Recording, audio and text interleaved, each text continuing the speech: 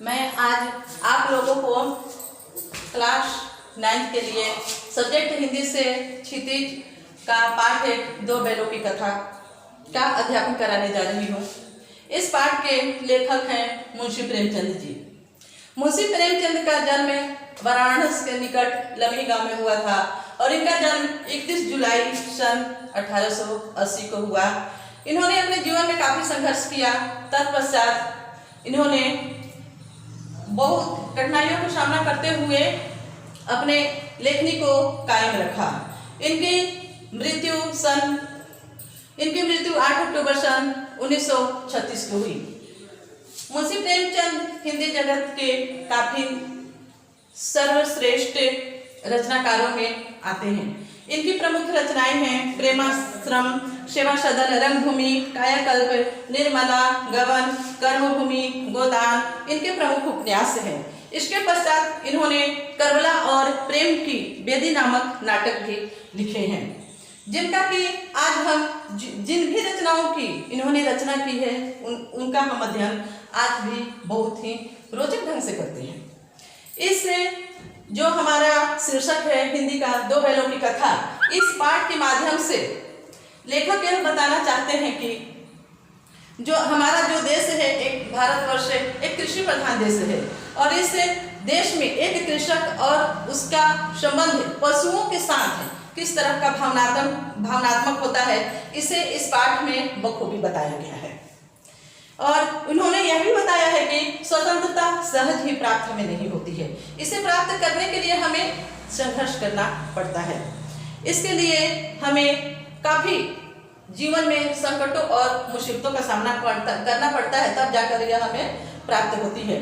प्रेमचंद जी की यह कहानी पंचतंत्र और हितोपदेश की कथा के उपयोग और विकास में भी सहायक बनी हुई है। अब मैं आप लोगों को जो ये पाठ का हमारा शीर्षक है 2 बैलों की कथा, इसके माध्यम से मैं आप लोगों को यह बताना चाहती हूँ कि जो हमारे यहाँ विभिन्न प्रकार के जो जानवर पाए जाते हैं उसमें एक गधा होता है जो कि काफी सीधा सरल उसका स्वभाव होता है और वह किसी भी कार्य को बिना किसी भी कार्य को अपने मन से बहुत ही आसानी से वो करने लगता है।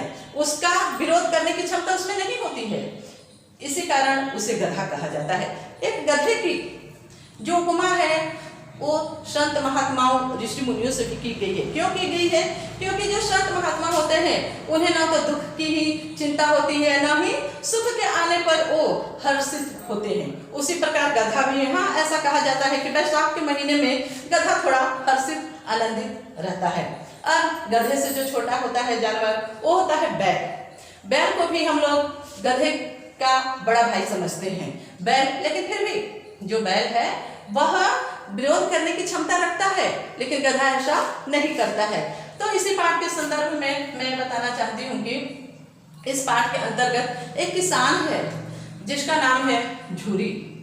उसके पास काफी डेढ़ डॉल से मजबूत हट्टे कट्टे 2 बैल हैं। उन बैलों का नाम है हीरा और मोती। उसका संबंध बैलों के साथ इतना ज्यादा गहरा है जिस प्रकार एक परिवार में जो माता पिता के संतान होते हैं उनका होता है, उसी प्रकार ही जो झूरी है अपने बैलों से बहुत ही प्रेम करता है। उनको समय पर भोजन देना, उनके साथ अच्छा व्यवहार करना। इस संदर्भ में जो झूरी की पत्नी होती है उसी का एक भाई आता है गया और वह बैलों को अपने यहाँ ले जाता है।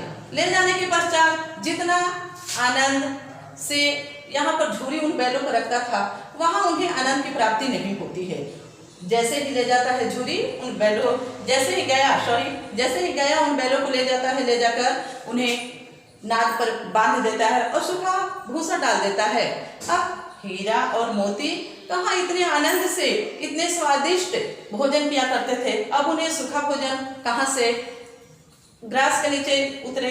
लेकिन इसी के संदर्भ में क्या होता है कि उन्हें वहाँ अच्छा भी नहीं लगता है। अब वो दोनों क्या करते हैं कि किसी भी तरह से वहाँ से भागने का प्लान बनाने लगते हैं और वे भागते भागते अंततः झूरी के यहाँ चले ही आते हैं। झूरी के यहाँ आने पर झूरी की जो पत्नी है उन्हें बैलों को देखती है तो काफी नाराज होती है और कहती है कि ये देखो वहाँ मेरा भाई ले गया और वहाँ कुछ भी काम धंधा नहीं किया, वहाँ से भागकर चले आए। इसके पश्चात क्या होता है कि फिर पुनः दोबारा गया आता है और उन्हें पकड़ कर ले जाता है।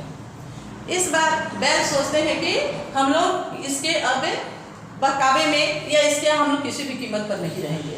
और वहीं पर क्या होता है कि गया की एक लड़की रहती है जो कि काफ़ी दयालु स्वभाव की रहती है। वह उन बैलों को ले जाकर रात्रि के समय रोटी दे देती है। अबे तो रोटी वही हुई ना, ऊँट के मुंह में जीरा। अब कहाँ इतने बड़े बैल, लेकिन उन्हें खाने के लिए मात्र 2 रोटी दिया जा रहा है। लेकिन उस रोटी में उस बालिका का अगाध प्रेम छुपा हुआ था, जिसे सहज ही स्वीकार करके दोनों बैल बहुत ही आनंद से खा लेते हैं। अब लड़की भी इसी ताक में रहती है कि किस प्रकार पुनः इन दोनों बैलों को यहाँ से भगाया जाए, इन्हें इन पर तंत्रता की बेड़ियों से मुक्त किया जाए। इसी संदर्भ में लड़की उन्हें रोटी खिलाने के लिए कर आती है और तत्पश्चात दोनों बैलों को क्या करती है, खोल देती है। और खोलने के पश्चात चिल्लाने भी लगती है कि दौड़ो दौड़ो, ये दोनों बैल रस्सी तोड़कर भाग गए। अब तो सभी लोग उसके पीछे पड़ जाते हैं, हीरा और मोती के पीछे।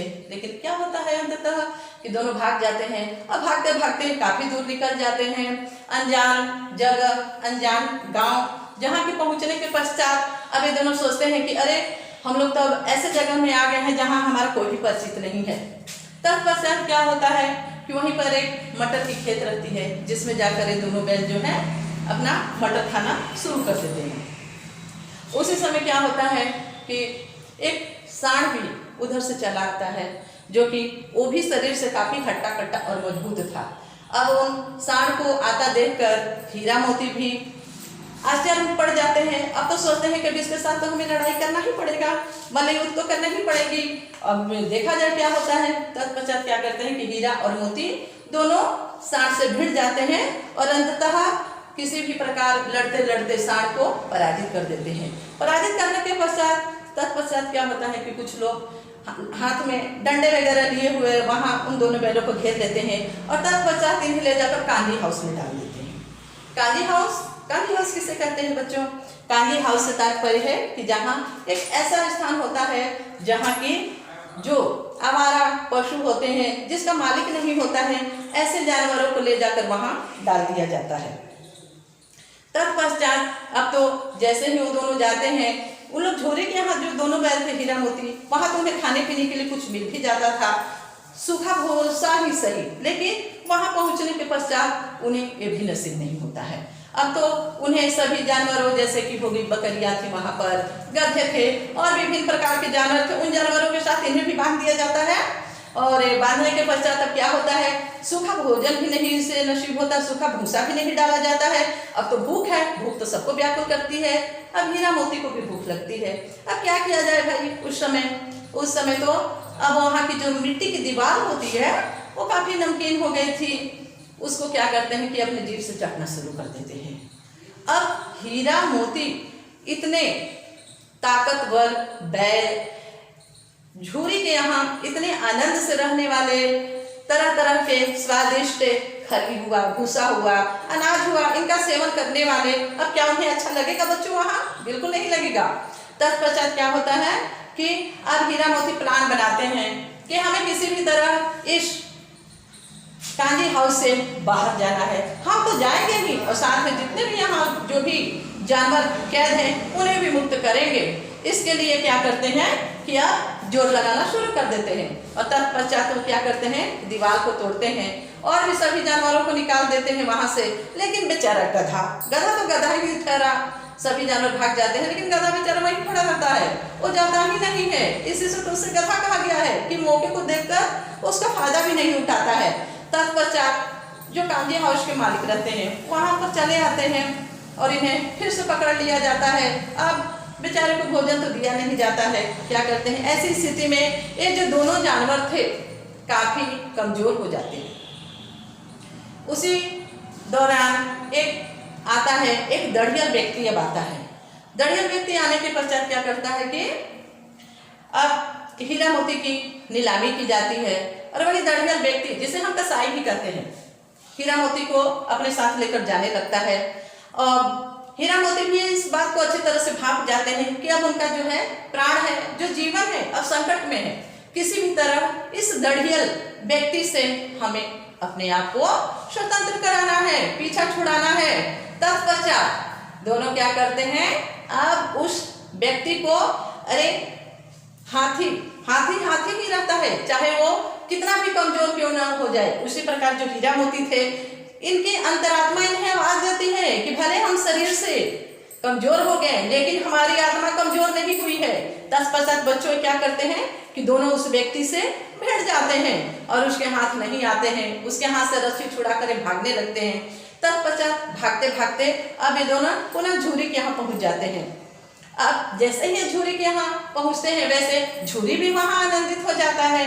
गांव के सभी जो लोग रहते हैं, आसपास के लोग, वो भी आनंदित हो जाते हैं और उनके हीरा और मोती के आने के पश्चात काफी गांव में खुशी की माहौल रहती है, झूरी भी खुश हो जाता है।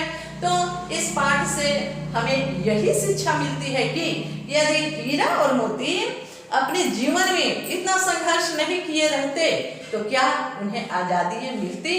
तो हमें भी चाहिए बच्चों कि संकटों और मुसीबतों से कभी नहीं घबराना है, उसका डरकर हमें सामना करना चाहिए।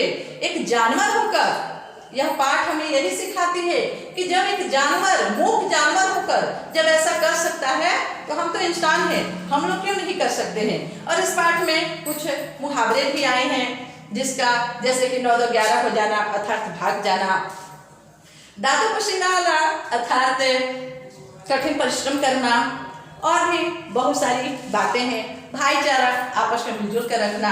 तो बच्चों, मेरा ये वीडियो आप लोगों को जरूर पसंद आया होगा और मैं इसी के साथ अपनी वाणी को विराम देती हूँ। जय हिंद।